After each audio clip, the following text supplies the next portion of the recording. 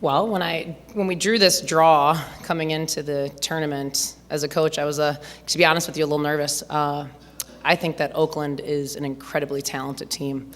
Both personnel-wise, I think they have great coaching, and they were the hottest team in the league coming in on a 5-game winning streak. So our prep and our planning was outstanding by my assistant coaches, myself. I thought that the game plan that we came up with and that our team locked into was incredible. We just fought. This is a team that, we've had our ups and downs throughout the season, and we've always said that anytime we have a loss, that we're not going to focus on the loss. We're going to focus on what did we learn from the loss and apply it to our next game. And I thought that our team really has done that throughout the entire season. So we've learned so much from the 10 losses that we have, or 9 losses that we've had, and we've applied them in every single game from here on out. And in this game, we knew we had to get back in transition, and we knew we had to take care of the basketball. Those were our 2 goals to start the game, was to limit their transition scores and to put ourselves in a position where they weren't scoring off of our turnovers. For us to, only have 8 turnovers, which is actually tied for the, I think, second in school history against a team that is rated in steals in the country, is a pretty awesome feat. And so we played with toughness. I thought we played as a team. And I thought that, our focus was great from start to finish. We actually heard right at the beginning of the week that she may not play and she may have surgery, and I immediately had our team in a meeting and told them that this doesn't affect us either way. Our team is very focused on us, not on necessarily the people that we're playing. It's more based off of what we need to control. And I thought our team was really great about that. I wanted to handle it. I knew that there was some buzz with them around it, and so I wanted to handle it right off the bat and make sure that the message was very clear that she's an incredible player, but whether she plays or doesn't play doesn't affect how hard we have to play and going into the game.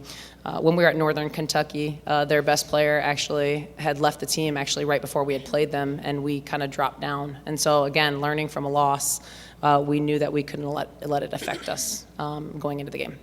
I think it was a huge factor. Our preparation for this game, one of the key things that we talked about was celebrating the little things.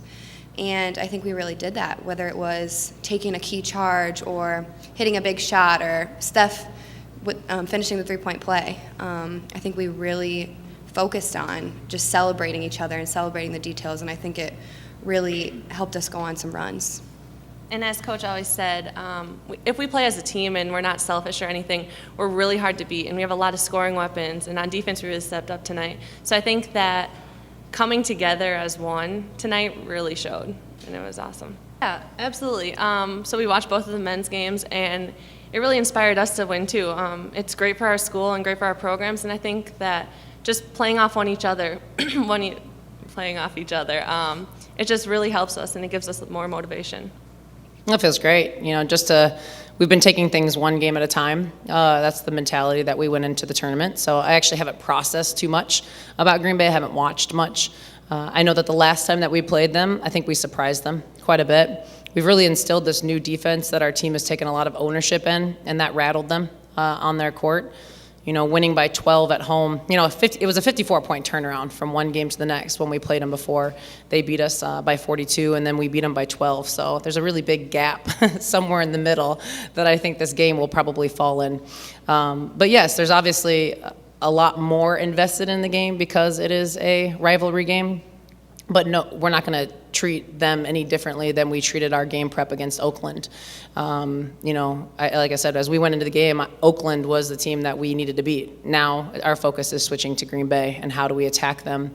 And obviously they've got some incredible players, and they play very much team basketball like we do. So I'm excited for the challenge. I know our team is excited for it, but we just need to stay calm as we are excited so that we don't waste too much of our energy on the hype.